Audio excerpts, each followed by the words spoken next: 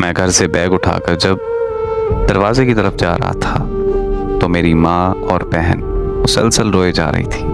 भाई बाबा के पाँव में बैठा था कि माफ़ कर दें, अब ये इससे शादी का नाम नहीं लेगा।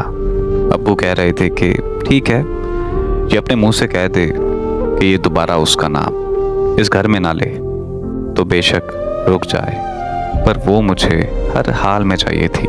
इसलिए मैं घर से निकल आया।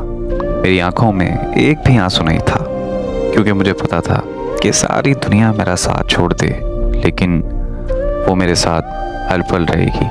उसके पास पहुंचा तो जाना के घर से बेघर हो जाने वाले की ज़िंदगी कैसी होती है। उसके वो अल्फाज मुझे आज भी याद हैं कि आखिर तुम्हारी औकात ही क्या है। इसके घर वालों ने उसे घर से निकाल दिया हो, वो मुझे क्या खुश रखेगा। इसलिए मैं तुमसे माज़रत चाहती हूँ कि मैं भी तुम्हें छोड़ रही हूँ, तुम मेरे काबिल नहीं हो।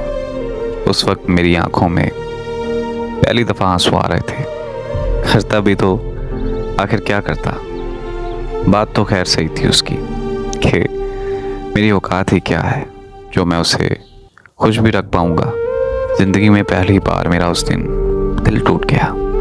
मैंने बहुत दिन पार्कों में सोकर गुजार दिए।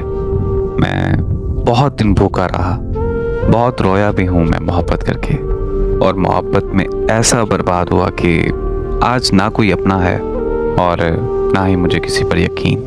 तन्हाइयों की कैद अब मुझे बहुत पसंद है, और आज मैं अपनी की जाने वाली मोहब्बत से बस इतना कहूँगा कि मुझसे यूँ ना कहो कि ये किस्मत की बात है। मेरी कैद तन्हाई में तुम्हारा भी हाथ है।